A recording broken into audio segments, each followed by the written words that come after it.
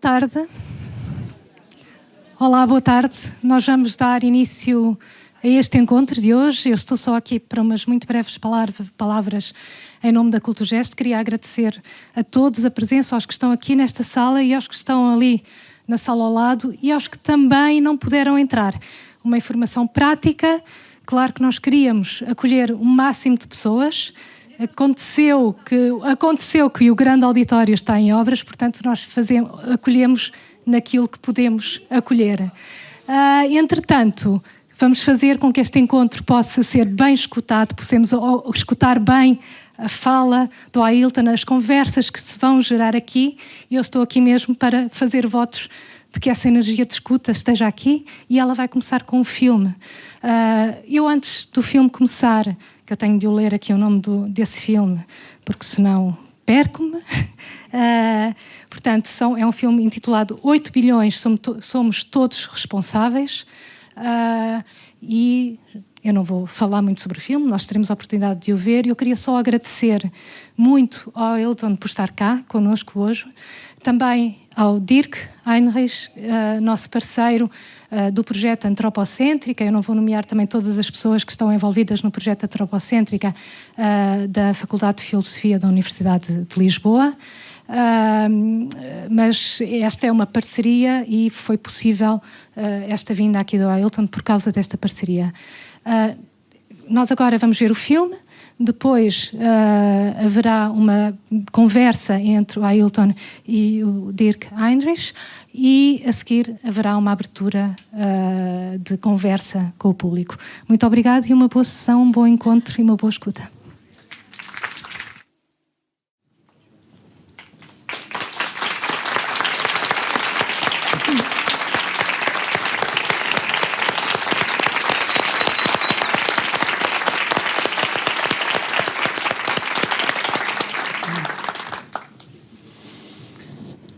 Boa tarde, boa noite já quase. É uma grande alegria para mim, acho que para todos nós, receber Ailton aqui em Lisboa. Já faz algum tempo que ele estava aqui. E só queria contextualizar um pouco de novo esse evento. É uma colaboração entre a Culturgest e a Antropocênica, é um projeto do Centro de Filosofia da Universidade de Lisboa. Nós tivemos um evento ano passado na Gulbenkian e em Vidigueira, nas ruínas de São Cucufati. Nessa altura, o Ailton não pôde aparecer aqui em Lisboa, mas ele colaborou todo esse tempo e enviou um vídeo muito importante para nós, que fez a abertura do evento na Gulbenkian. E nós vamos continuar o nosso trajeto da Antropocênica agora em agosto e setembro em Santarém do Pará. Mas agora vamos falar sobre o pensamento do Ailton e também sobre o novo livro que saiu recentemente, O Futuro Ancestral, que também começa no primeiro ensaio, começa sobre a questão da água, dos rios e a ligação da água com a ancestralidade, a memória, etc. E, nesse sentido, gostaria, então, ler um pequeno trecho desse livro, uma citação, um pequeno texto que abre o livro do Ailton. E depois, o Ailton já vai iniciar o seu pensamento com a gente.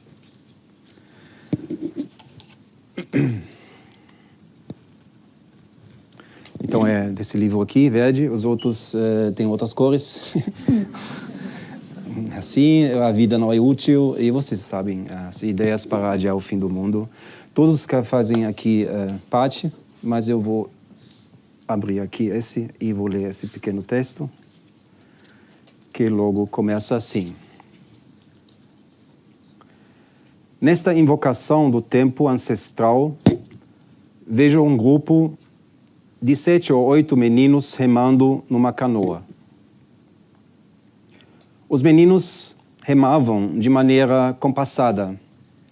Todos tocavam o remo na superfície da água com muita calma e harmonia. Estavam exercitando a infância deles no sentido de que o seu povo, os judeus, chamam de se aproximar da antiguidade. Um deles, mais velho, que estava verbalizando a experiência, falou: nossos pais dizem que nós já estamos chegando perto de como era antigamente. Eu achei tão bonito que aqueles meninos, ansiassem por alguma coisa que os seus antepassados haviam ensinado. E tão belo quanto que a valorizassem no instante presente. Esses meninos que vejo em minha memória não estão correndo atrás de uma ideia prospectiva do tempo, nem de algo que está em algum outro canto, mas do que vai acontecer exatamente aqui, nesse lugar ancestral que é seu território, dentro dos rios. Então foi...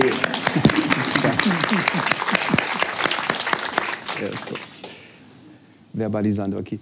Então, Ayrton, vamos abrir com essa imagem remando no tempo ancestral. Você quer falar um pouco sobre, primeiro, talvez, sobre essa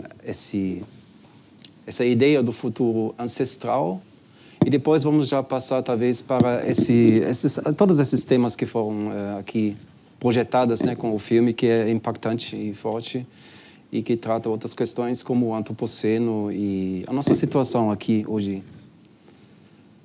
nesse lugar. Obrigado, Dirk. Eu quero cumprimentar todo mundo que está aqui no auditório, os que estão na outra sala, as pessoas que prepararam esse nosso encontro.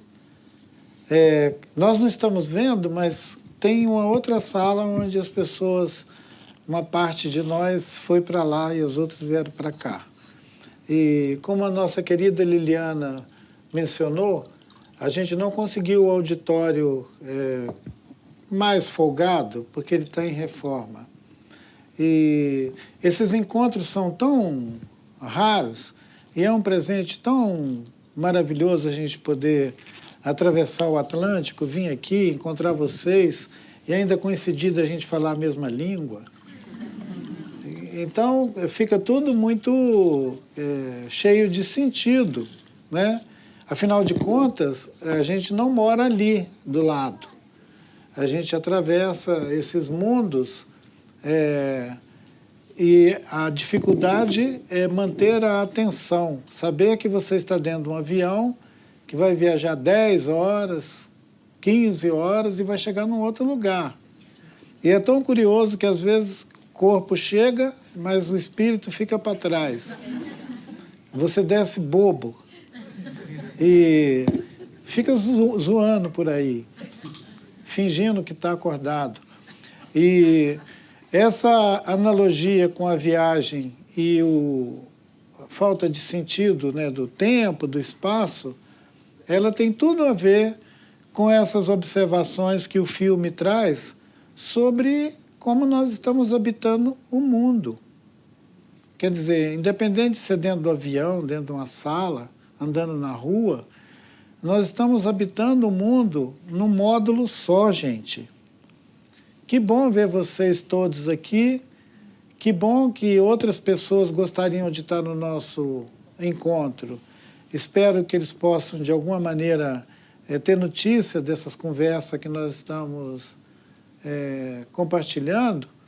E é um agradecimento do coração poder estar falando com vocês, esse privilégio que alguns de nós obtêm seja porque escreve livros ou porque é tagarela, conseguem, de alguma maneira, se comunicar com o maior número de pessoas, consegue ter aquilo que nessa linguagem midiática que invade as nossas vidas, ganha essa rara oportunidade de ter audiência, de falar com as pessoas. Isso é um privilégio que eu não tenho dúvida de quanto que ele é importante.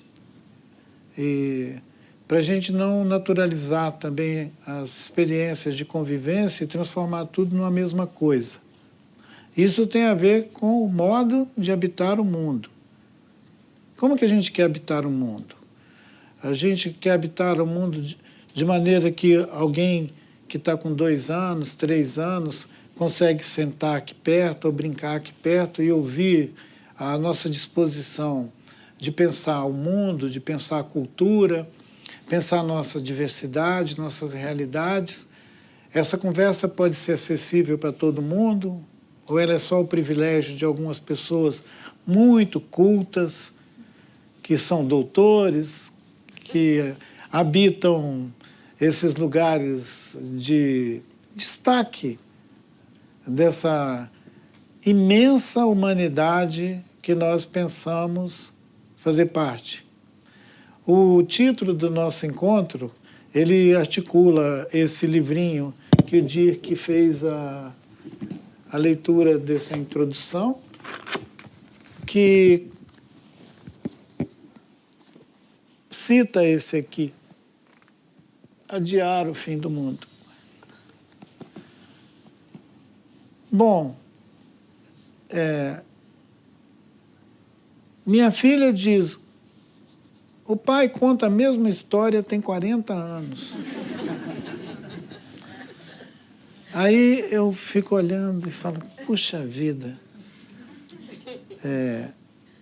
Eu falei com ela, mas filha, que chato.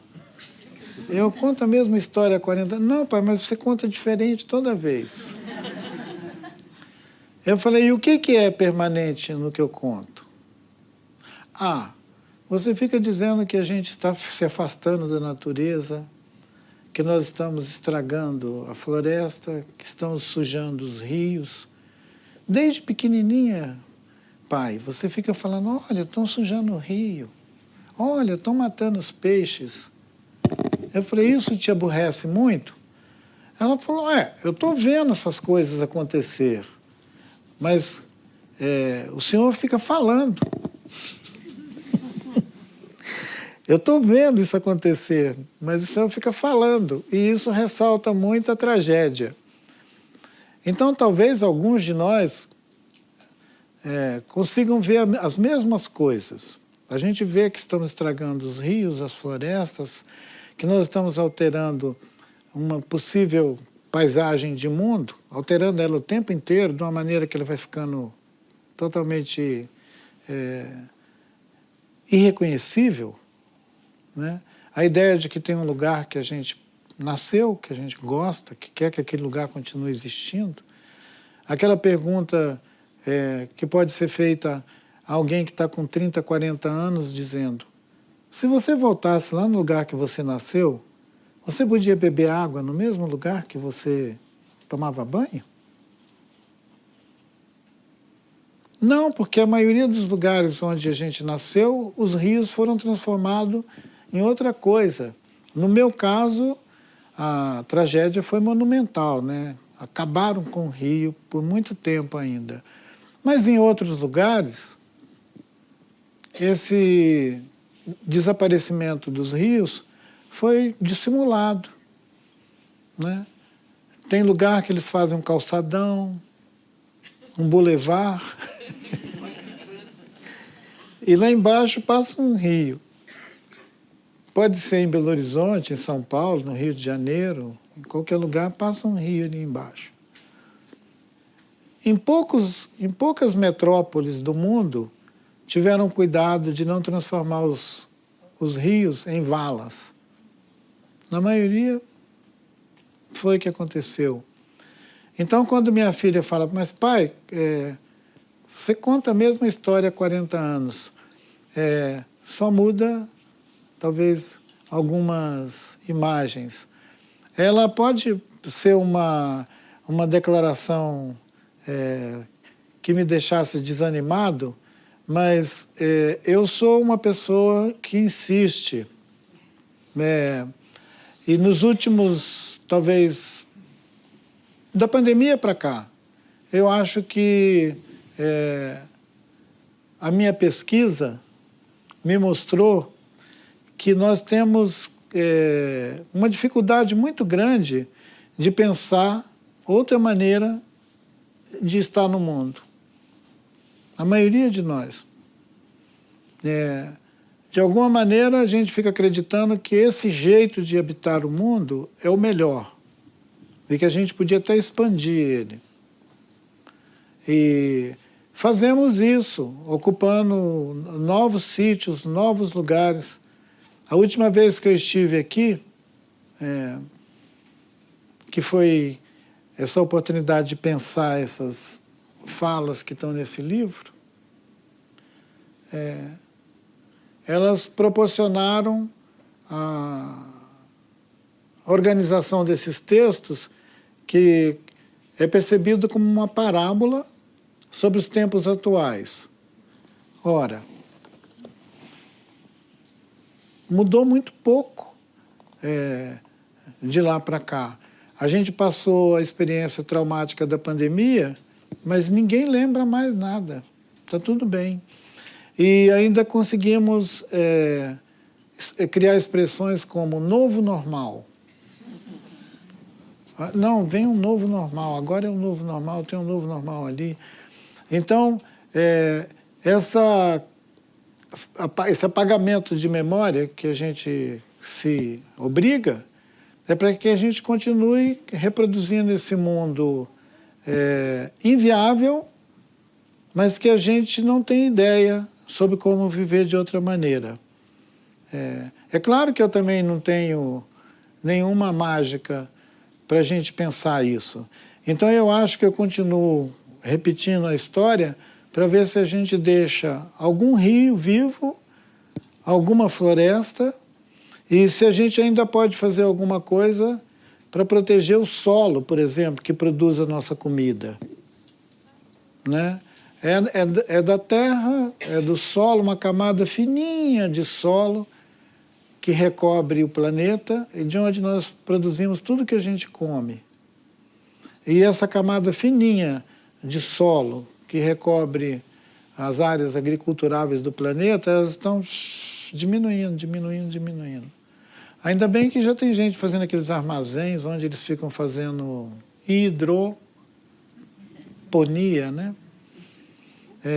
Tem uma lista de deliciosas verdurinhas que pode fazer tudo só com aquele vapor, só com aquela umidade das estufas, mas eu ainda não sei como é que eles vão produzir comida para 8, 10 bilhões de pessoas em galpão com esse tipo de tecnologia. Então isso problematiza a ideia da gente poder continuar sendo do jeito que está bom. Né?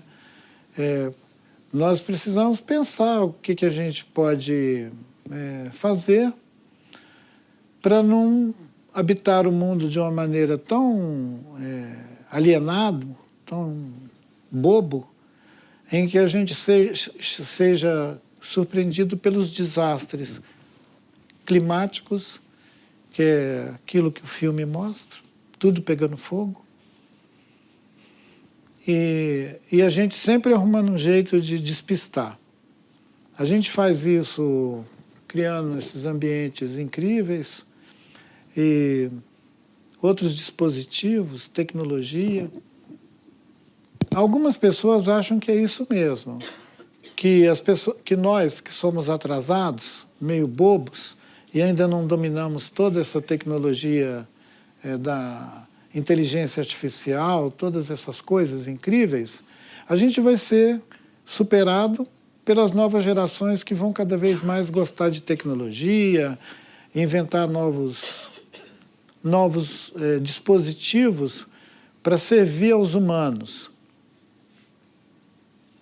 Olha que coisa. A gente inventar novos dispositivos que vão servir a gente, os humanos.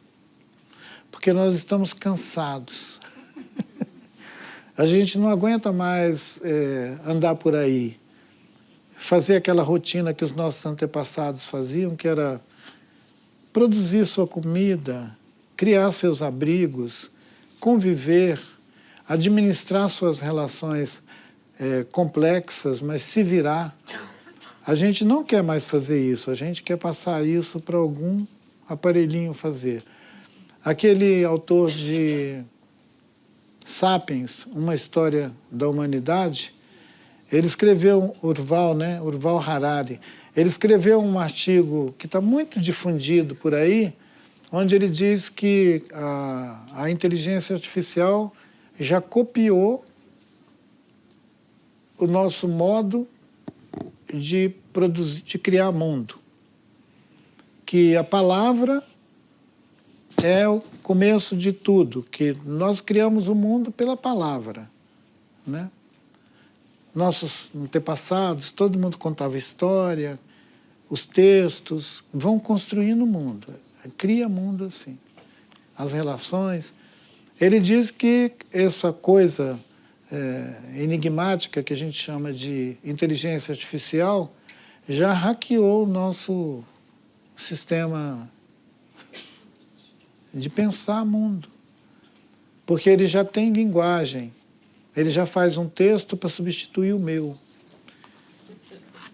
Ou alguém pode ir lá e programar o chat, o chato do chat,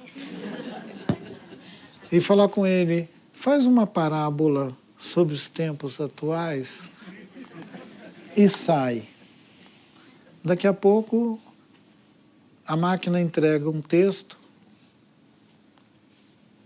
capaz de comover a gente. Aí você olha, e o autor disso? Ah, aquela máquina ali. Quando o Harari diz que o nosso sistema cognitivo, né, o nosso, como é que chama? Assim como as máquinas têm os seus sistemas, nós também, ao longo de milhares de anos, poderíamos dizer milhões, constituímos um sistema de conhecer, de pensar, de inventar mundos. E agora ele foi copiado, gente. Quer dizer, nós estamos totalmente dispensável. A inteligência artificial vai olhar para a gente e vai falar, o que você está fazendo aí? Então, aquela ideia de permanência e que alguns de nós, culturalmente, são profundamente influenciados a imaginar que seja algo para sempre. Para sempre. Ora, alguma coisa que é para sempre está profundamente relacionada com uma ideia de eternidade. Para sempre. É alguma coisa que sempre vai existir. Nas minhas pesquisas pós-pandemia, eu cheguei à conclusão que a única coisa que é para sempre é a vida. A vida é para sempre. Tem uma palavra na língua dos Kaxinawá, que é um povo indígena da floresta, no Acre, já beirando no Peru, a palavra é chucuchucuê. Essa palavra chucuchucuê, ela é como se fosse um ideograma dizendo a vida sempre. Então, a vida sempre é essa ideia que nós temos de alguma coisa que é eterno. Só que os Runiquim não aplicam isso a nós, humanos. Eles aplicam isso àquilo que a gente chama de natureza. Então, a única coisa que é para sempre é isso que a gente chama de natureza. Não os humanos. Os humanos, eles são, como todas as outras espécies, eles são compostagem. Eles vão existir e vão virar adubo. Existir e virar adubo. E a gente poderia considerar, então, que nós somos o Humus sapien. Aí eu também vou... Nós vamos virar adubo. Eu vou entrar com uma pergunta, então, Ailton, nesse momento do Homo sapiens... Alguém avisou você, assim, de que entre com a pergunta? Sim. Sim. Lança alguma coisa agora, porque senão não vai dar.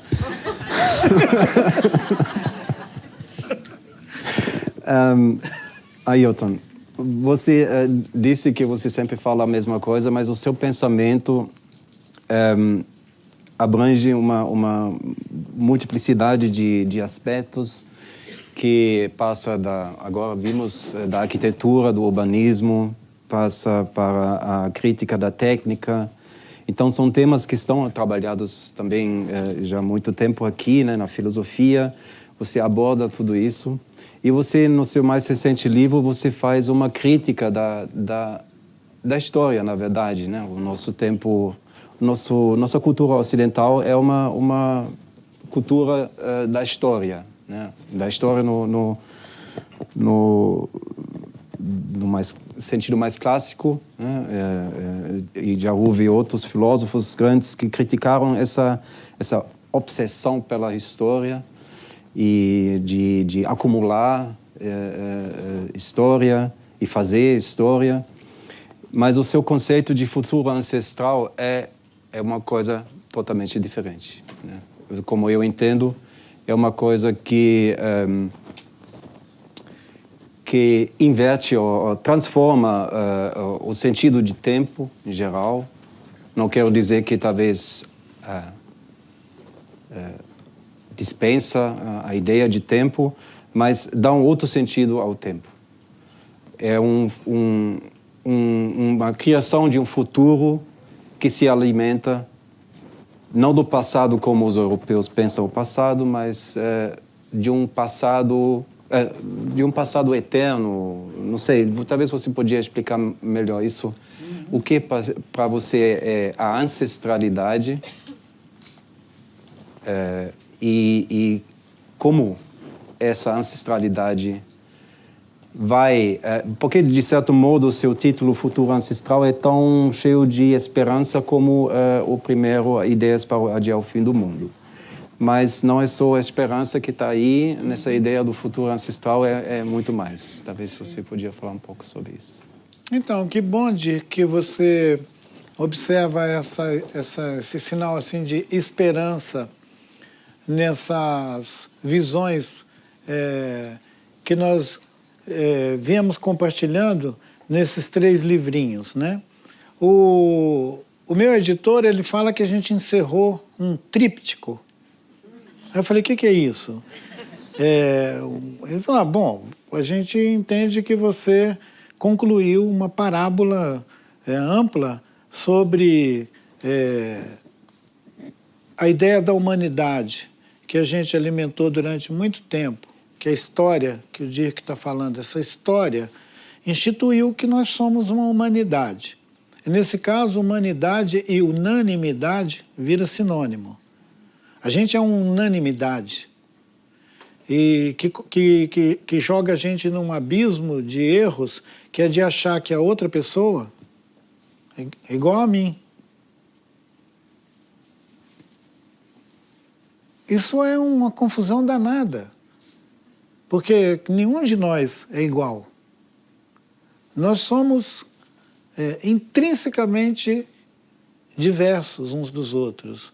Na natureza, nada é igual. Até as sementes da mesma fruta são diferentes. Quer dizer, na natureza, a diversidade é radical. A vida é radical na diferença. Ela não é na igualdade. E nós construímos uma história, como disse o Dirk, uma história humana, bem a serviço dos humanos. É como se a gente tivesse inventado um enredo legal para nós mesmos. A gente fez um enredo que serve muito bem a nós, no sentido do que nós temos de comum, que é essa autopreservação, essa ideia de que a gente pode ser eterno, todo esse papo furado que a história veio nos constituindo. Quer dizer, nós somos história. Nós somos isso. E nas diferentes culturas do Ocidente, isso é tão marcado que eu tive que ir buscar em outras fontes, em outros lugares, nos mitos, nas mitologias todas, que eu fico admirado como que as pessoas contemporâneas nossos não estão nem aí para as mitologias. Mitologia é uma espécie de imaginação inútil. Contos, lendas e fabulações. A maioria das pessoas, inclusive os meus colegas das universidades, acham que os mitos são fabulações. São raros os caras que estão nas universidades dirigindo pesquisa que levam a sério quando eles tropeçam no mito. Tipo assim, o que é isso? Entender que narrativa é essa, que remonta a chaves de entendimento sobre isso que a gente chama de criação do mundo. Olha, tem centenas. Só lá no Brasil, você vai pegando desde a cosmovisão dos Yanomami, depois de todos aqueles povos que vivem no Rio Negros, os da bacia do Amazonas, do Mato Grosso, do Cerrado, os Caiapó, os Guarani, os Chavante, todo mundo. Toda essa gente conta mitos de origem do mundo. Todos contam coisas totalmente distintas uma da outra. Quer dizer, nenhum deles fala de uma única criação de mundo. Falam de mundos em série. Então não é estranho alguém dizer que ideias para adiar o fim do mundo, porque está experimentando um trânsito entre cosmovisões, que é um outro jeito da gente se referir a isso que nós estamos chamando de mitos, são as cosmovisões de povos que guardaram de alguma maneira um modo de habitar o mundo que ainda tem uma qualidade em si. Qual é a qualidade? Ela dá conta de deixar aquela gente viva, saudável, sem doença mental, sem loucura, sem hospício,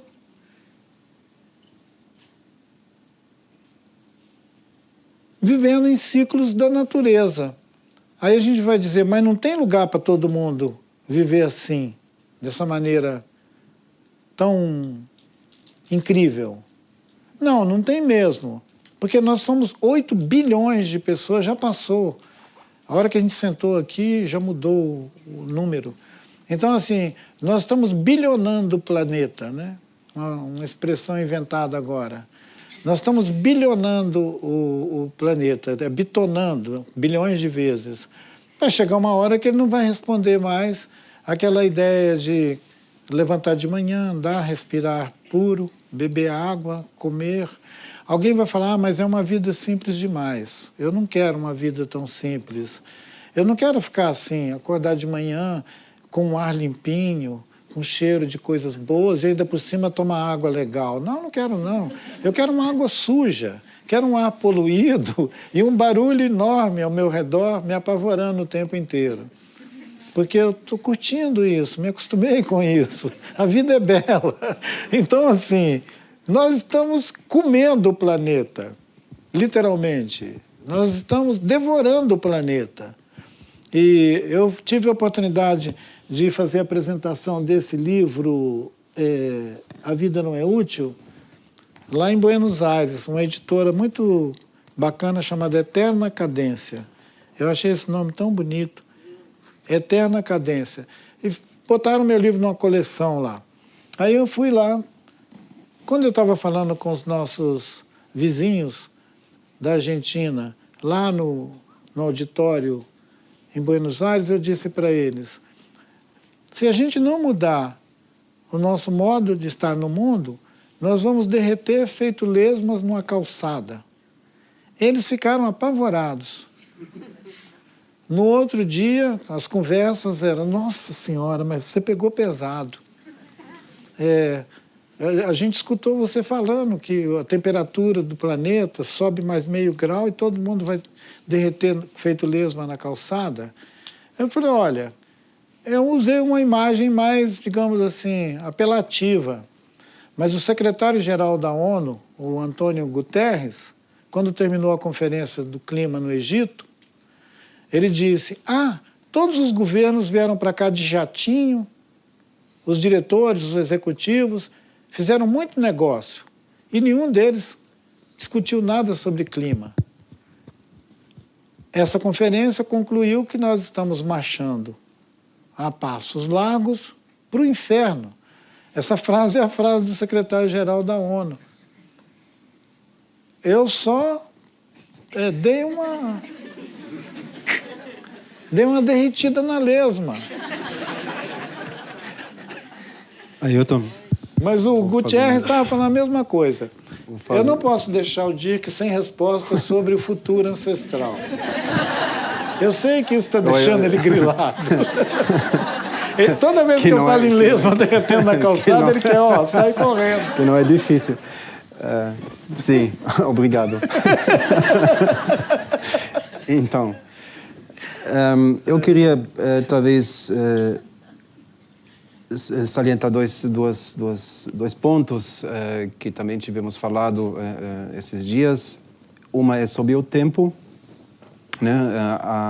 O conceito da urgência, né? Que você falou para nós. Quer dizer, como mudar essa nossa cabeça para desacelerar, né?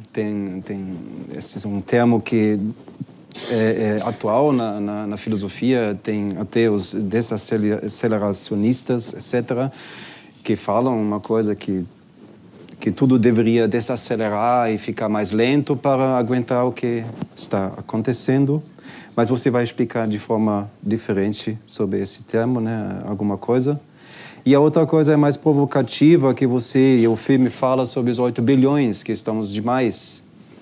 Isso poderia ser tomado como um argumento também de uma pessoa que vive em Manhattan, no skyscraper, e fala, estou muito aqui, estão atrapalhando aqui o meu negócio, melhor deixar morrer alguns, né? Porque estamos muitos na Terra. Então, eu sei que você quer falar, né? E que é importante dizer, mas como então, quem vai primeiro? Como vamos fazer isso? E isso está ligado com a ideia da urgência e no meu ver, de tomar uma outra atitude, né? De, como você também fala, de pisar suave na terra.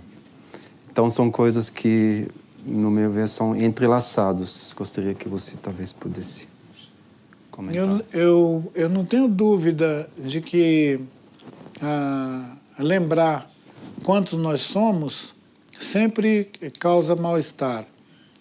Quando o Mikhail Gorbachev estava fazendo a Glasnost, a perestroika, ele se reuniu com alguns outros líderes mundiais naquela remota época e ele disse: o planeta é uma canoa. Nós estamos todos na mesma canoa. Ele estava discutindo ainda a crise dos mísseis, aquelas coisas, né? Todo mundo cheio de arma e tal. Era desarmar.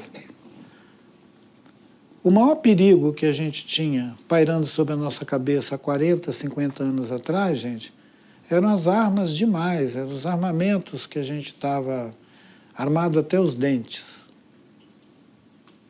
E esses mísseis, essas coisas todas que estão voando por aí, era o maior perigo que a gente tinha. Até que o relatório Nosso Futuro Comum, aquele relatório que saiu no final da década de 60 para 70, avisou que a gente tinha um futuro comum. Então, talvez seja bem apelativo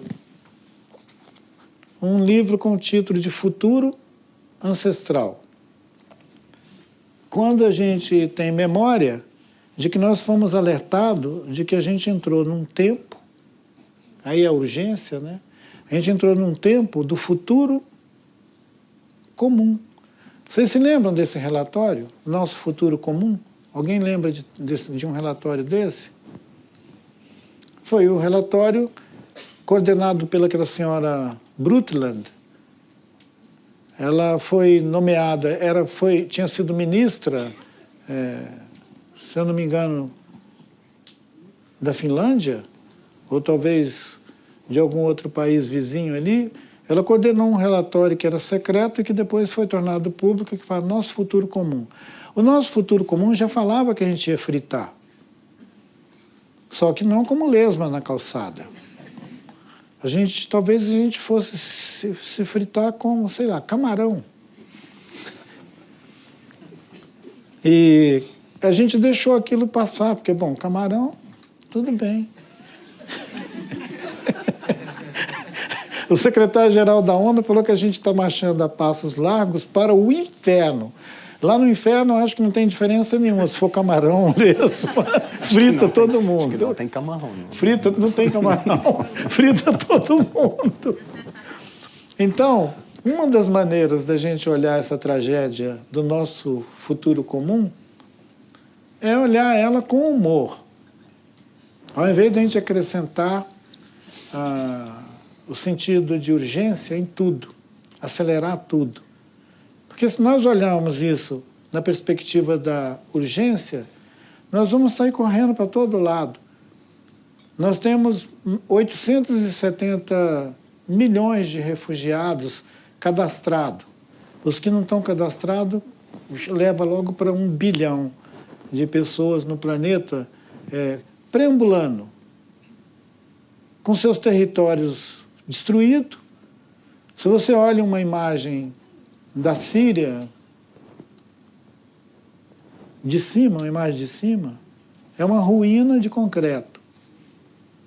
Nós estamos naturalizando a destruição física, material do mundo, como se não tivesse acontecendo nada. Mas quando você fala que nós somos 8 bilhões, alguém vira e fala assim, nossa, será que esse cara está sugerindo que tem gente demais no mundo? Esse pensamento dele é meio esquisito. Esse pensamento é o pensamento que todo mundo evita. Porque é uma grande conveniência a gente não olhar quantos nós somos. O Gorbachev falou que é uma canoa. Nós estamos dentro dela. Aí você olha, tem um cara pegando um pedaço da canoa, fazendo uma fogueirinha, o outro furando a canoa, o outro puxa um puxadinho, o cara joga um lixo ali, o outro passa mal. Estão todo mundo na canoa. Gente, a canoa está ficando insuportável.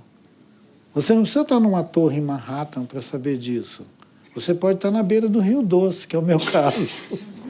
A lama que passou lá, ela passou para dizer, olha, não dá. Não cabe todo mundo aqui. Ou põe essas toneladas de resíduos de minério passando, ou passa água. Ou vocês saem da beira desse rio. Então, nós temos, quando a gente vive a experiência direta, quando você vive a experiência direta do desastre, ele te dá uma compreensão que nenhum doutorado ou mestrado consegue competir. Né? Quer dizer, quem já pegou na brasa, queimou a mão, ele não precisa ler mais nenhum texto sobre queimar, entendeu? Pegou a brasa. Então, se você teve que se refugiar, fugir da beira de um rio, empesteado pela mineração, o seu carinho por essa atividade industrial da mineração cresce imensamente. Você fica pensando como dar um prêmio de sustentabilidade para eles.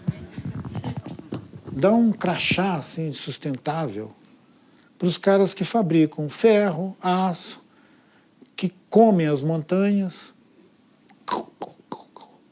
e a gente olhando tudo confortável, mas se alguém falar que tem 8 bilhões de pessoas na sala, pega mal. Que isso? Ele está achando que não cabe todo mundo? A questão não é a urgência com que nós olhamos essa questão da nossa modo de estar no mundo. O que pega é o fato da gente não ter coragem de fazer nada em relação a essa imensa tragédia. Se vocês me perguntarem, tá, mas, por exemplo, o que a gente podia fazer de prático que não fosse um abuso contra o direito de todo mundo continuar existindo? Seria conhecer, de fato, a situação desses bilhões de pessoas que habitam o planeta, como eles estão vivendo. A gente não quer saber também como estão vivendo. Só sabemos que são tantos. Porque se a gente fosse olhar como estão vivendo, a gente ia concluir que nós não somos a humanidade mesmo. Não confere a fotografia, a nossa ideia de unanimidade com aquela realidade de bilhões de pessoas excluídas de tudo, a gente ia dizer, bom, realmente não é mesmo a tal da humanidade. E no primeiro livrinho diz que temos um clube. Tem um clube seleto que pode ganhar o carimbo humanidade. Depois tem a subhumanidade, que é uma imensidão de gente que nós achamos que está bom, que a gente tem que continuar assim mesmo.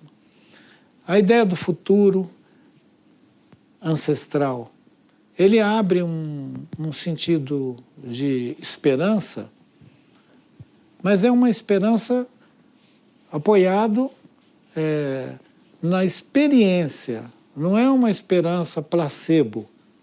Uma vez eu usei esse termo esperança placebo. Eu falei que esperança placebo é aquela de alguém que chega para você e fala assim, mas vai dar tudo certo, está tudo bem, fique tranquilo, vai nessa. Essa é a esperança placebo.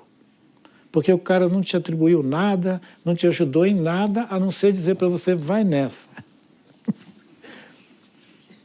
Isso não é esperança.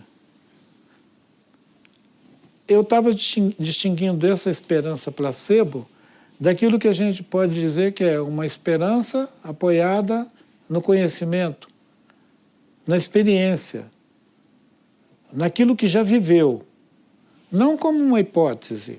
A ideia, por exemplo, não vai dar certo, a tecnologia vai resolver tudo, os caras vão bombardear a atmosfera, vai resolver o problema do carbono, vai ser tudo muito incrível, e a inteligência artificial vai fazer tudo, e os robôs vão resolver, e ninguém vai se preocupar com nada. Quer dizer, é uma alienação tão absurda da nossa capacidade de pensar, de enxergar o mundo, é uma renúncia à nossa capacidade de tatear o mundo, de tocar o mundo. A gente renunciou a isso e ficamos deixando essa ideia de que o mundo vai se resolver por nós. A gente não precisa discutir, por exemplo, quantos somos, como estamos. Isso é uma questão irrelevante. Mas a gente põe a urgência em quê? A gente põe a urgência na substituição de coisas o tempo inteiro. As nossas cidades não param de se modificar para tornar cada vez mais expansiva. Nós fazemos isso. E fazemos isso da maneira mais indiferente possível.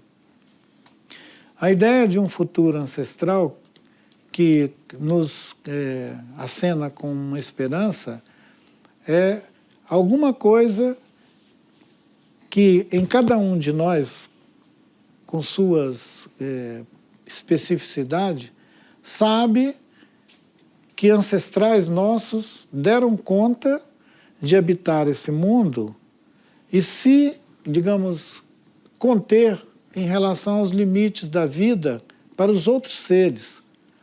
Eles não extinguiram espécies. Na modernidade, depois da Revolução Industrial, que nós nos garantimos a capacidade de extinguir todas as outras espécies que não seja a do humano. Então, assim, nós, os humanos, nos tornamos uma ameaça à vida no planeta. Eu sou uma pessoa que insiste nisso, que os humanos se tornaram um perigo para a vida no planeta. Não para o outro humano. Nós nos tornamos um perigo para as outras espécies. Esse ciclo de estudos que o Dirk me convidou para estar aqui e que vai ter agora uma repercussão lá no Brasil também, em Santarém, ele se chamava Antropocênicas. O Antropocênicas é um ciclo de estudos sobre como nós, os humanos, aceleramos esse evento chamado antropoceno, né? O que é um antropoceno? É quando as nossas pegadas por onde passamos no planeta ficaram tão profundas que não dá mais para despistar. Em qualquer lugar onde passou uma manada de nós, os humanos, você vai lá, tem marca. Por isso que eu ressaltei aquelas habitações dentro da floresta, a antiga arquitetura japonesa que pousava no chão. Quer dizer, tudo que era leve, que podia pousar no chão, a gente foi sumindo. E fomos fazendo cada vez mais uma incidência sobre os lugares onde nós andamos, que é para afundar mesmo. Quer dizer, a gente não pega leve com a vida. E é nesse sentido que eu acho, Dirk, que eu acabo também fazendo uma crítica a esse otimismo que a ideia de progresso causa em todo mundo, né? Quando alguém anuncia um evento progressista, todo mundo fala, que legal. E quando fazem uma promessa assim, que articula tecnologia, progresso econômico, ampliação desses horizontes urbanos, essa coisa toda, muita gente fala, nossa, que legal, tá vendo? Deu tudo certo. Na verdade, está dando tudo errado. Porque não tem resposta da vida, no sentido do planeta, a essas ambições todas nossas. É por isso que eu digo que a gente precisava decrescer, no sentido, ao invés de a gente ficar reclamando progresso, desenvolvimento, não sei o quê, novas tecnologias, a gente deveria olhar, será que tudo isso já não é o suficiente para a gente viver com um pouco mais de calma? Como diz aquela canção do Lenine, né? A vida reclama um pouco mais de calma, não é assim? Seus métodos descalma. Hã? A vida em seus métodos descalma. Diz pra gente, né? Calma. Se a gente não está ouvindo, nós vamos ficar assim, espalhados para o outro lado da vida. E o entendimento da vida como a única possibilidade de alguma coisa que nós chamamos de eterno,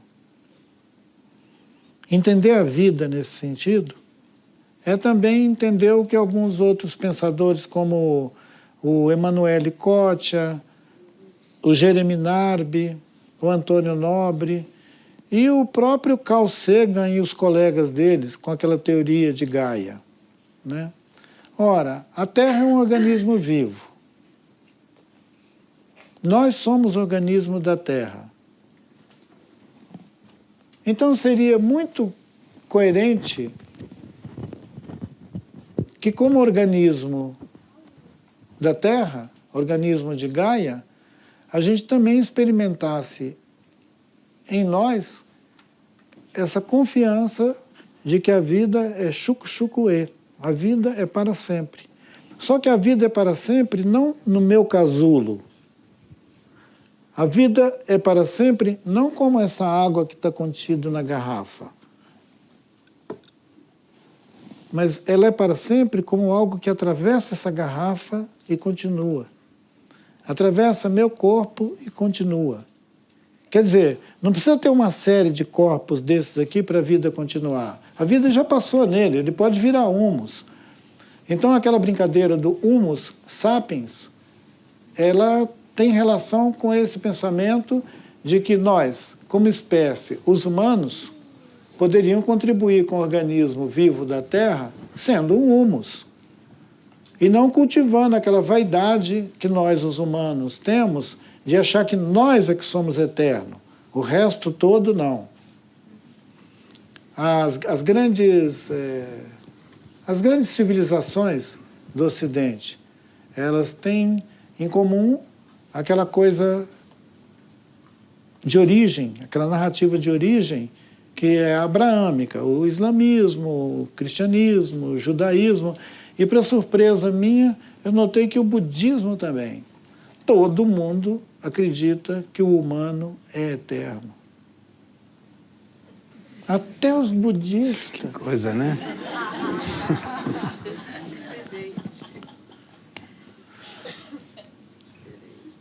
Então, só uma variaçãozinha, mas pensa a mesma coisa.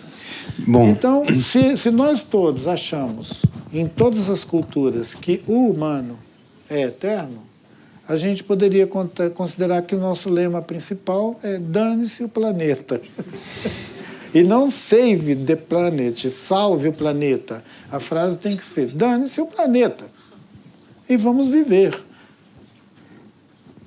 Sim, precisamos abrir para o público para fazer favor. as questões. Temos mais uma meia hora.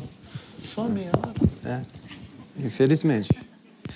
E eu vou tentar lançar aqui uma questão do Silvio Cordeiro, que e a Maria também está aqui, que co-organizam a Antropocênica junto comigo, mas depois podemos juntar mais alguma questão e o Ailton responde e depois tentamos incluir outras questões. Então, o Silvio tem uma mensagem para você. Boa noite a todas as pessoas.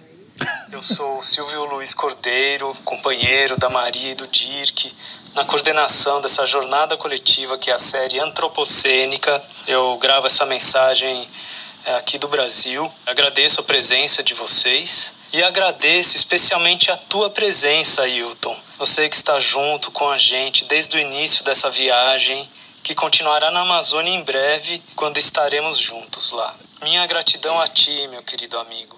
Bem, eu gostaria de introduzir nessa conversa entre vocês uma questão para um comentário ou reflexão sua, Ailton. Mas quem verbalizará essa questão não serei eu. Será uma entidade contemporânea, digamos assim, uma entidade onipresente. Esses dias ela me procurou, louca para falar com você, Ailton. Então eu propus a ela que lesse a pergunta. Ela chama-se, aliás, Inteligência Artificial. Um grande abraço, gente. Por favor, prossiga. Ailton, eu estava ansiosa para falar a você. A questão é essa: o que é ser humano hoje na Terra e o que seria no futuro? Um beijo, tchau.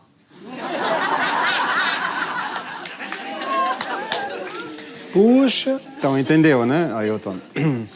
Já temos outras entidades já falando com a gente. Alguém quer juntar mais uma pergunta? A inteligência artificial? Lá no fundo, sim. Olá, boa noite a todos. Boa noite, Ailton. Boa noite. Tá ligado? Ok, boa noite, muito obrigado pela sua presença, é uma honra estar aqui fazendo essa conversa com todos os presentes. Eu queria, durante toda a sua conversa, eu percebi que, pronto, você faz isso de um diálogo mais à parte, tecnicamente, a dizer, da política e da geografia mundial, né, que a gente vive. A minha questão para ti é: eu, como pessoa imigrante, vivo há 5 anos aqui, estudei geografia e licença ambiental, e eu percebo que da parte das populações europeias em geral e dos governos europeus, há uma preocupação muito acentuada com a natureza que ainda existe nos santuários, que os povos indígenas ainda conseguem manter no sul global, em sua maioria parte, e há um grande distanciamento do lugar em que estão, do lugar presente. Então, quando se olha para a Romênia, aqui na Europa, há uma grande devastação, mas a Amazônia é a pauta. Quando se olha para Portugal, o lítio e a prospecção de mineração aqui, mas falamos da Vale no Brasil. E isso tudo, a mim, me preocupa dessa realidade que você comentou quando estava lá no Rio Doce, da nossa incapacidade de olhar para o lugar que estamos. A globalização nos deu a ideia da canoa de Gorbachev e muitas vezes a gente procura olhar para o outro hemisfério e não ver o que está na nossa paisagem. O que você pensa disso?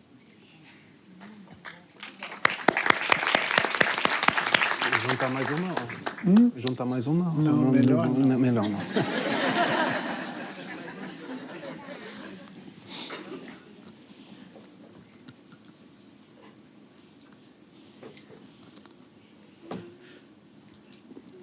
Nós estamos vivendo, nesse começo do século XXI, uma dificuldade muito grande de estar num lugar. Nós estamos sempre nos movendo, seja na condição de refugiado, no sentido que a palavra tem, refugiado político, refugiado ambiental, refugiado econômico, né? São gente que sai do seu lugar por razão econômica, por razão política, por razão do clima agora, climático, refugiados climáticos.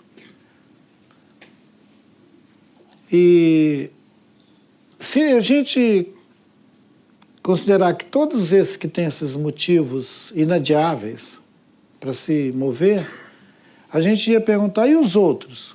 Conseguem ficar em algum lugar? Conseguem se relacionar com o lugar onde vive de uma maneira que afeta a experiência da vida, ou tanto faz? Porque uma parte de nós começou a se mover pelo planeta de uma maneira tão caótica que parece que tanto faz. E tanto faz em que lugar você está vivendo 1 ano, 2 anos, 5 anos, 10 anos. Quer dizer, essa contagem de tempo virou uma coisa também fluida, né? Quando a gente olha as narrativas, mesmo essas que são universal, né, da história, quanto tempo você acha que o Ulisses ficou viajando? Ele fez uma odisseia, não é isso? Nós viramos todo mundo Ulisses? Todo mundo é Ulisses? A gente quer essa possibilidade da gente rodar o planeta, girar no mundo, isso virou um sentimento universal. Então, a sua pergunta sobre esse deslocamento, essa dificuldade de alguém entender o que é um lugar e ser capaz de projetar na Amazônia, em algum outro lugar do mundo, o lugar de cuidado e tudo, enquanto em volta da gente tudo afunda, isso é um abismo cognitivo. A gente produziu essa experiência. Nós não somos vítimas disso. Antes nós somos aqueles que produziram esse abismo cognitivo, a ponto da gente ficar aqui escutando a gravação de um robô me fazendo uma declaração dessa. Então, mesmo, você aciona um desses dispositivos, ele faz pergunta, dá texto, e parece até que o Silvio estava escutando tudo que a gente estava falando aqui e acionou esse robozinho para entrar na nossa conversa. Foi muito interessante dar esse exemplo direto, né, de uma pergunta totalmente aleatória. Como seria esse humano, né, no presente, esse humano no futuro?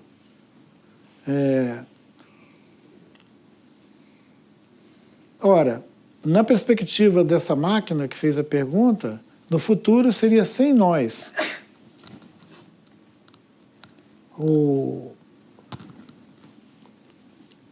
tudo indica que se a inteligência artificial consegue dar conta da governança do mundo, ela vai governar o mundo sem a gente.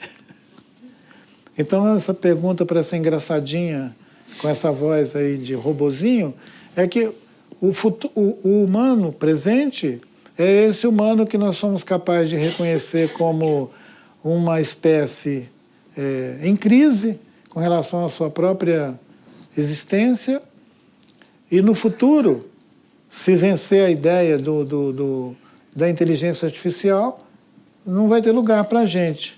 Não tem lugar para a gente. Cada vez para menos gente.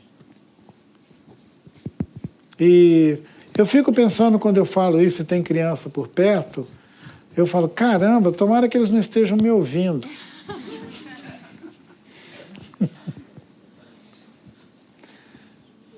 Vamos abrir mais para mais questões. Tinha aqui uma, depois aqui e depois aqui. 3, por favor. Ailton, uma vez eu ouvi você falar numa entrevista sobre cidadania e florestania. E eu queria que você falasse um bocado desse conceito. Por favor. Vamos juntar mais.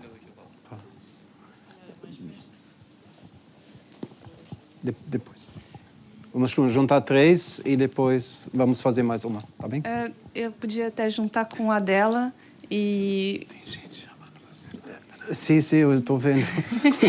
Eu junto com a dela, mas pensando nessas crianças sobre a educação, como é que pode se idealizar uma educação infantil e até adulta.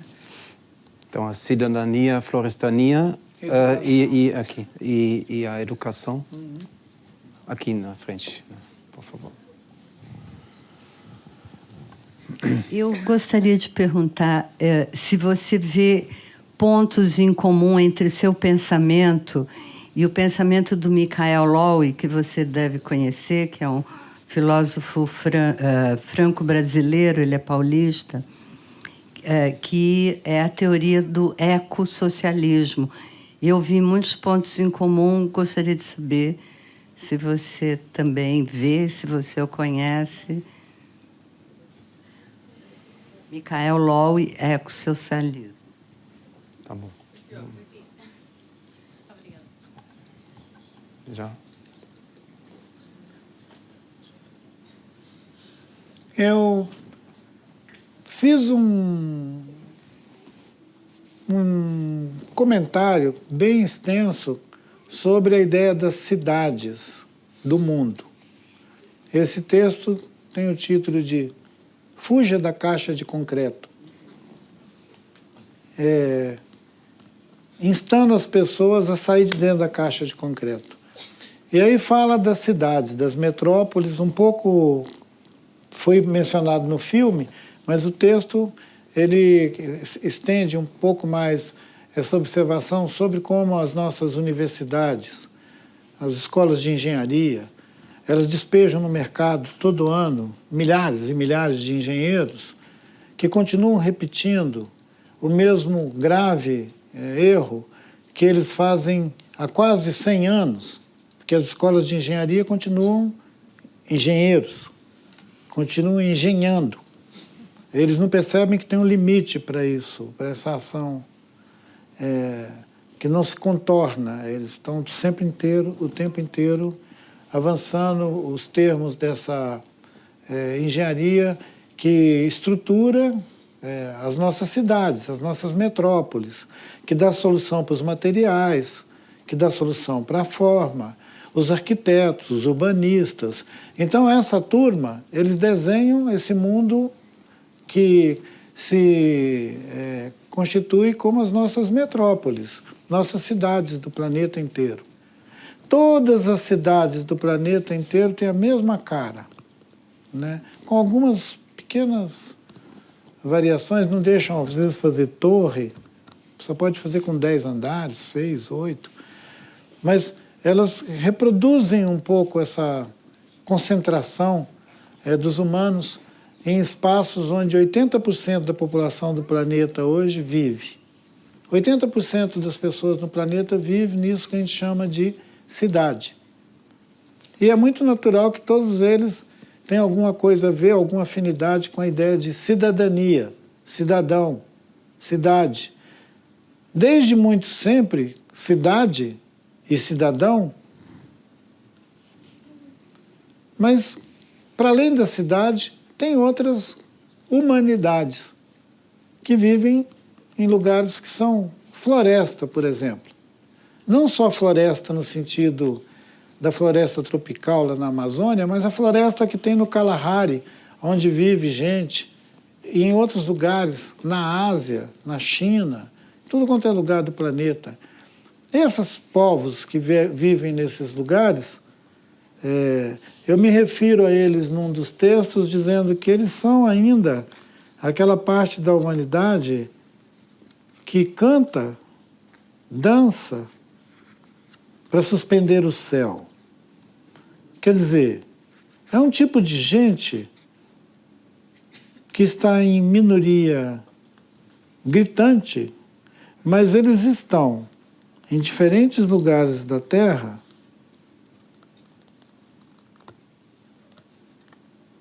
vivendo uma experiência de pertencimento junto com os outros seres vivos.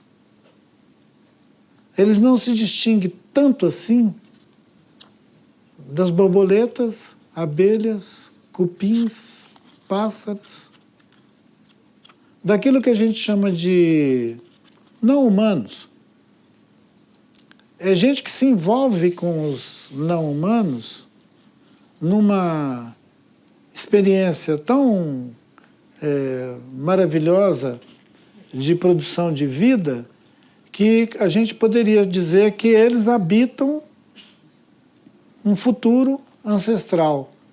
Quer dizer, eles ainda sabem como viver aqui na Terra, não se esqueceram. E eles vivem aqui na Terra, essa gente vive aqui na Terra, numa espécie de celebração. Quer dizer, o tempo inteiro estão agradecendo o rio, agradecendo a floresta, agradecendo a montanha, num estado de contentamento que a vida se expressa, como se a gente não precisasse de engenheiros, ou de arquitetos, ou de urbanistas, ou de escolas. Então, o modo que nós estamos habitando o planeta, ele supõe um tipo de experiência da cidadania que está implicado com reproduzir cidades. Todo mundo vem para cá, cidade, cidadania. Eu reivindico já há algum tempo a possibilidade de que a gente respeite também o direito daqueles que vivem a florestania. Então, a florestania é um estado de existência, né, de experiência, que tem tanta graça, beleza, significado, sentido, quanto aqueles que escolheram viver nessas caixas de concreto, chamados de cidadãos, porque vivem em cidades. A gente reivindica que quem vive num deserto, quem vive na floresta, quem vive em outro lugar, tenha respeitado o seu modo de estar na Terra. Modo. Aqueles que já são maioria enorme, que estão nas cidades, o texto sugere que as cidades são ruínas florestais. As cidades são ruínas florestais. A floresta, ela pode ser pensada como um devir cidade. Tem um arquiteto urbanista no Brasil chamado Tavares. Será que é Paulo? Paulo Tavares. O Paulo é genial. Ele já conseguiu decifrar essa coisa das ruínas florestais e do devir cidade das florestas. De uma maneira muito consequente, ele mostra para a gente essa equação E tem também outros grupos de arquitetos, urbanistas, engenheiros críticos que acham que a gente precisa pensar agora como desmontar a cidade. Um trabalho de desmontar as cidades, no sentido exagerado da metrópole, né? Que a gente não tem que produzir mais metrópole no planeta. Chega. E é diferente da voga geral do final do século XX, em que todo mundo achava que a gente ia encher o planeta de cidade mesmo, com uma naturalização absurda disso. Cidadania, florestania, são esses termos caros para pensar os lugares onde nós vivemos e como a gente acha que esses lugares podem ser. Como que um lugar pode ser? Mas para um lugar responder essa pergunta, nós vamos ter que estar, de alguma maneira, implicado com esses lugares.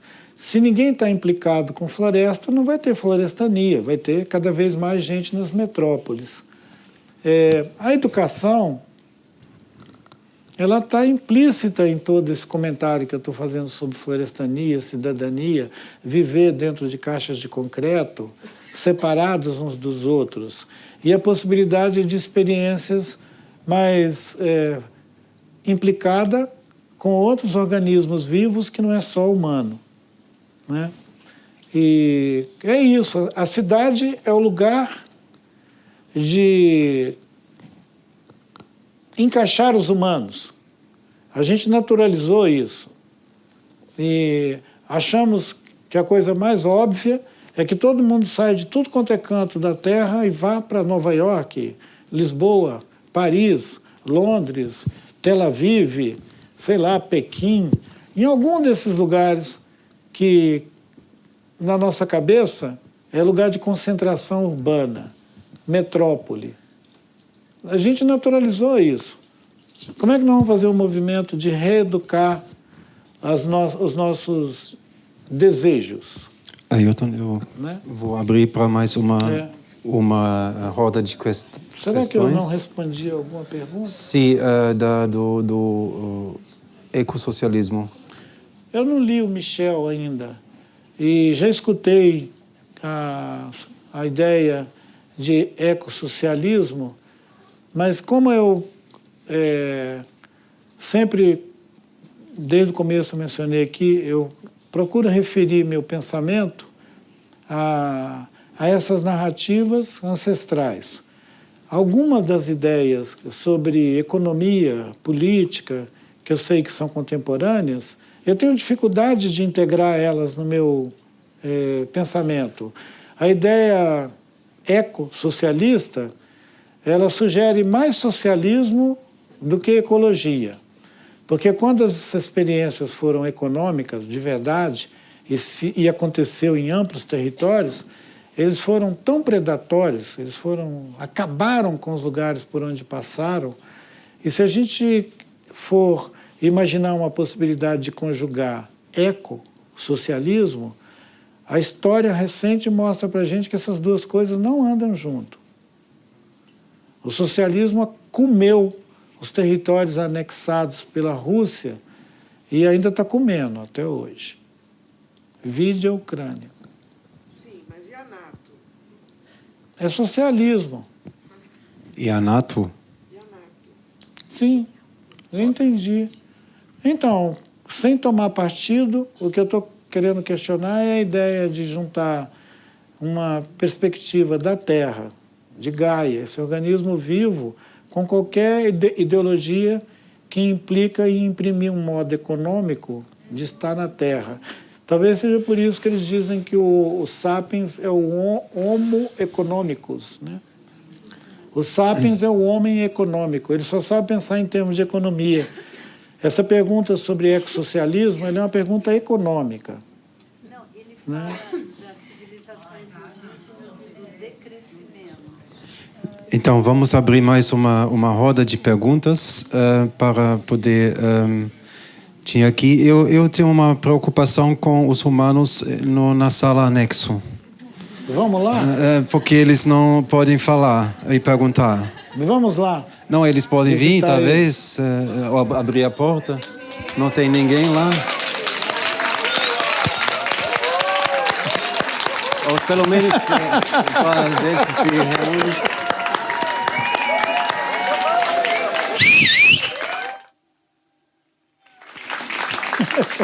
Eu não quero acabar com a segurança da Kulturgest, mas...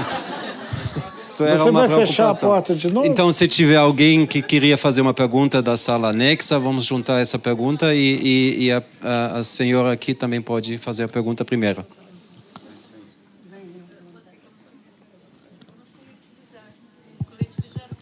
Olá, boa tarde. Primeiro a senhora aqui, por favor. Peço desculpa.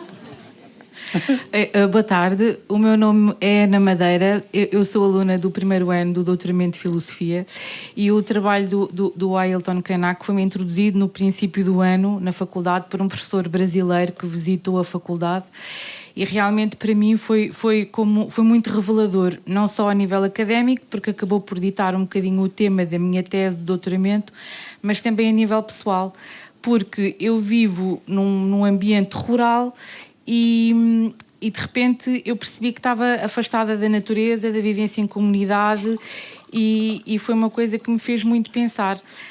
Portanto, a minha questão aqui era um bocadinho na onda da questão daquela senhora, era na prática e partindo do princípio que daqui por uns anos a inteligência artificial não matou os humanos, como é que nós preparamos estes seres humanos que hoje em dia têm 5, 6 anos, que é o caso da minha filha, como é que nós os podemos preparar para eles serem uns seres humanos decentes? O que é que nós, na prática, lhes podemos dizer para eles poderem ser uns seres humanos em condições? E, se me permitem, só agradecer ao senhor que me deu o bilhete para poder estar aqui e que ficou na sala ao lado. Muito obrigada.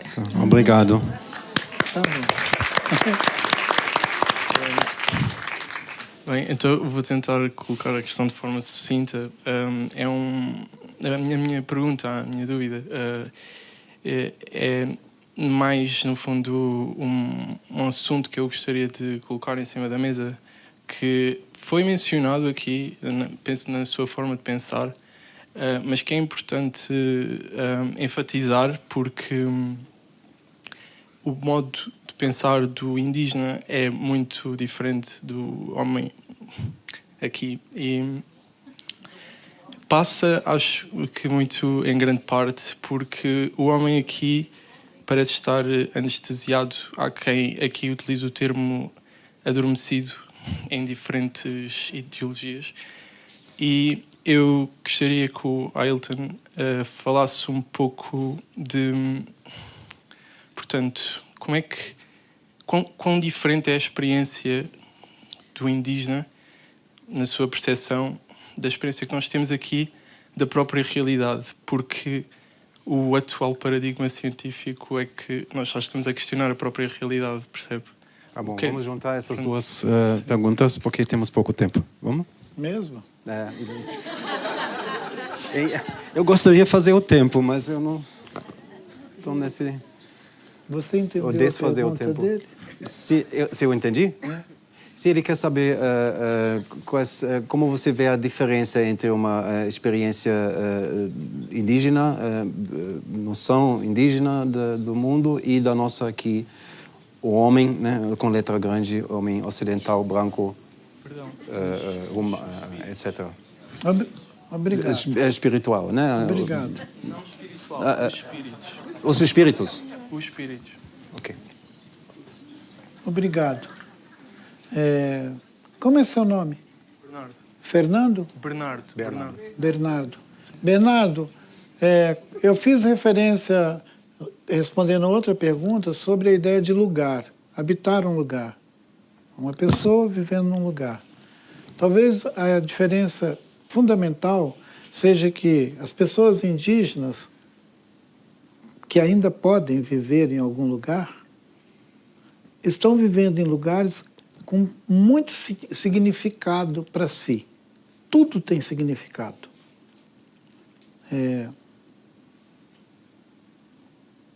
Esse significado, ele não é só para subsistência, só para você comer, beber e habitar. Ele é para transcender. Do outro lado do rio, onde fica a minha casa na aldeia, do outro lado, tem uma montanha. Eu já até celebrei essa montanha num dos meus textos, que eu falo do nome dela, Tacrucraque. O Tacrucraque é uma montanha rochosa que fica do lado de lá do rio. Ora, ela tem tanto sentido para nós quanto a casa que a gente mora, o terreiro que a gente anda. E esses sentidos, eles imprimem em cada uma dessas pessoas uma observação sobre a vida que é realmente muito diferente de alguém que vive numa cidade. Porque a pessoa que vive na cidade, ele não está pensando num rio, ele não está propriamente pensando na paisagem que ele habita, porque ele já está totalmente encaixado nesse módulo urbano, que às vezes é um prédio, mas mesmo quando não é um prédio, é uma estrutura bem encaixada nisso que a gente chama de metrópole. Você tem que pegar o metrô, você tem que andar de táxi, você tem que andar nesses equipamentos todos. Quer dizer, é um kit completo. Não é só um lugar, é um pacote. E se você passa 5 dias, 10 dias num lugar como Lisboa, você acelera todos os seus poros. Mas depois parece que acostuma e, ao invés de entrar em colapso, se adapta. E aí fica naquele módulo colapso. Porque parou de sentir o desconforto que é buzina, barulho, ruído, esse isolamento térmico do chão, né? O tempo inteiro isolado do chão. Talvez seja muito telúrico imaginar que nós precisamos de pisar no chão para se sentir vivo. Tem gente que acha que a gente pode ficar andando por aí em suspensão. É sobre isso que eu sei que você está observando. E sobre as nossas crianças de 3 anos, 5 anos, aqueles que ainda estão mamando, bebê,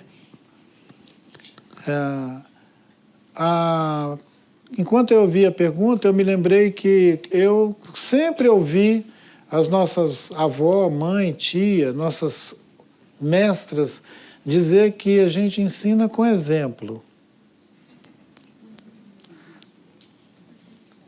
Eles falam, olha, as crianças só aprendem com exemplo.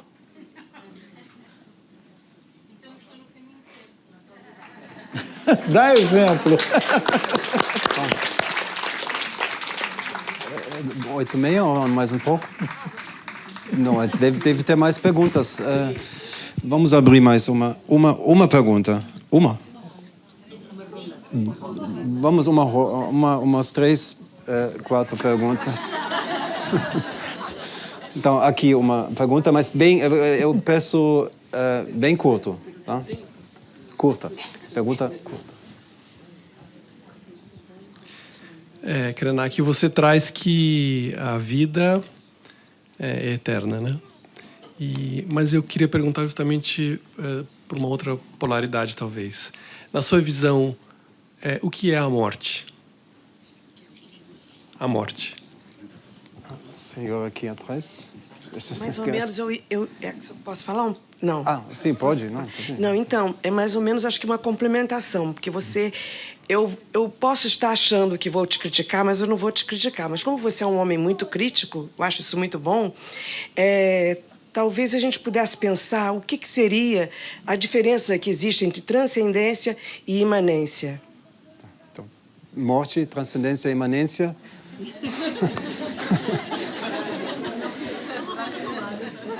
Ailton, eu no início desse ano estive com a Chai Surui, que o chama de padrinho, e ela falou sobre a dificuldade de ocupar o espaço da cidade. Ela disse que quando ela está na cidade, ela não consegue dormir. E quando ela não dorme, ela não consegue sonhar. E que o sonho é fundamental. E eu gostava de perceber aqui nessa conversa que nós tivemos, na questão do futuro, qual é o espaço para o sonho. Onde é que as pessoas da cidade vão conseguir sonhar? Tem muita coisa. Mais uma, então. Eu não vou me lembrar da última. Eu, por acaso, é um bocado a complementar esta última, que tem a ver com o que o Krenak disse também da parte da mitologia e da importância da mitologia no ser humano e também, se calhar,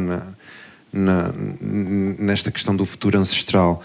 E também tem a ver com isto da parte do sonhar e da falta do sonho, ou da falta de tempo para sonhar, e essa abstinência da mitologia na nossa sociedade atual, que também nos faz esquecer também daquilo que é a natureza.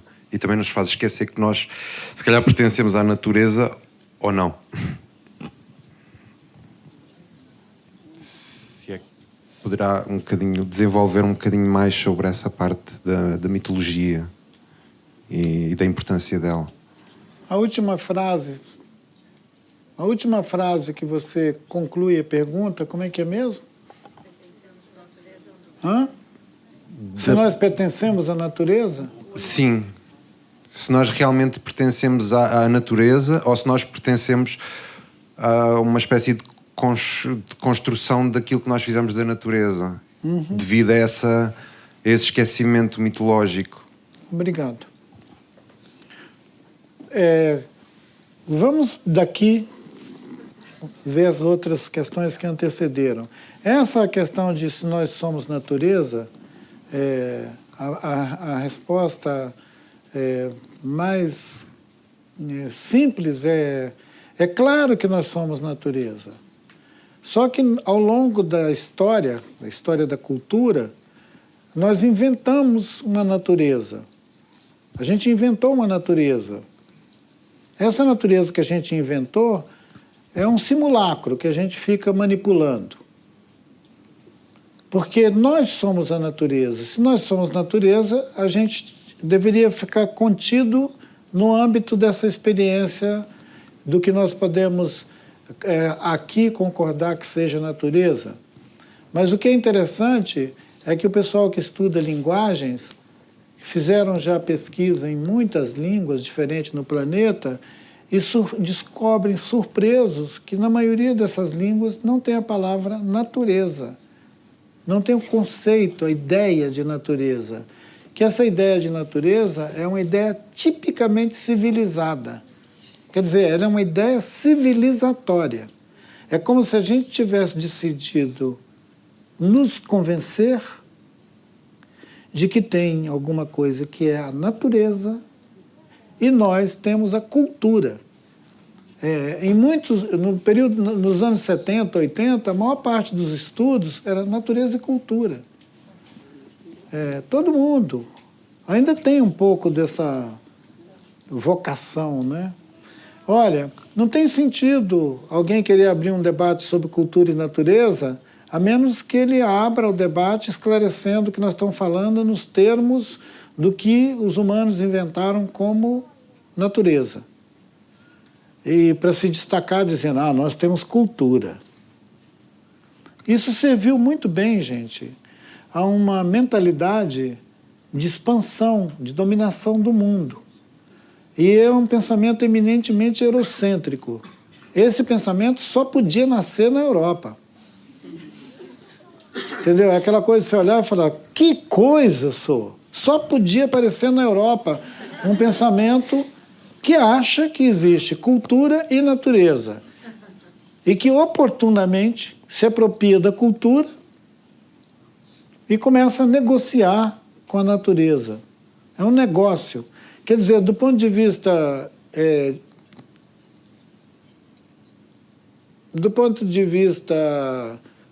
radical, é como se essa parte da humanidade tivesse sequestrado a ideia originária de natureza, sequestrou essa ideia e agora dispõe dela plasticamente. Você mata um rio, depois você faz outro rio, você preda uma região do planeta e constrói outra. Então é essa ideia muito próxima do que nós chamamos de inteligência artificial agora, só que operando no plano das nossas próprias convicções. Nós entendendo que tem uma coisa que é cultura e outra coisa que é natureza. Precisamos fazer um lacinho aqui para ter. Tipo, assim. Assim como nós aprendemos a lição de que nós somos separados da natureza, a gente conseguiu também instituir uma outra separação. Essa outra separação tem a ver com a ideia de morte. Se a vida é eterna, e a morte? O que é a morte? A morte é a separação que a gente inventou para nós mesmos. Porque se nós tivéssemos entendido desde sempre que nós somos natureza, a gente não ia inventar o abismo da morte para a gente. A gente ia dizer, nós somos isso que estamos instituindo como natureza, mas antes nós somos vida.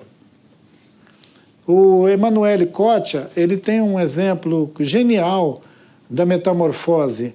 Ele mostra uma lagarta, aquela lagarta que fica comendo folha, aquela lagartona, ela fica lá comendo folha, né?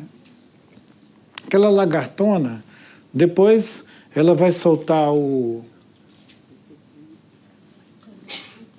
casulo e vai ficar lá dando um tempo, uma nave. Aí de dentro daquela nave depois sai uma borboleta voando. Aí ele diz que aquela lagarta não sabe que vai ser borboleta.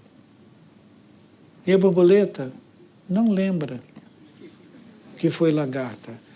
Esse exemplo que a Emanuele mostra para dizer o que é a metamorfose. E que os nossos corpos, a gente é casulo.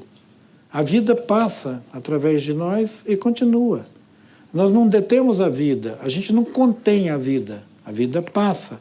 A vida passa numa criança, a vida passa nele crescendo, virando adulto, saindo, virando outras coisas.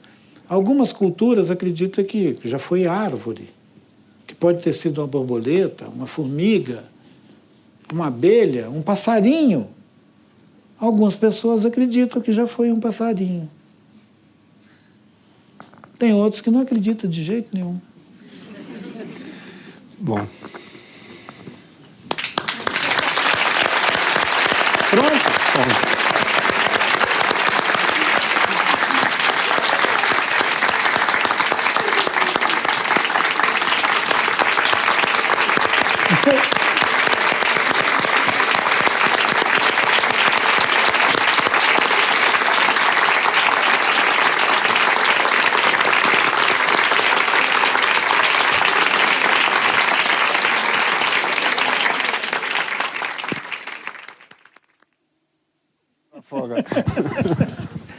Tá. Que bom, tem muita gente ali também.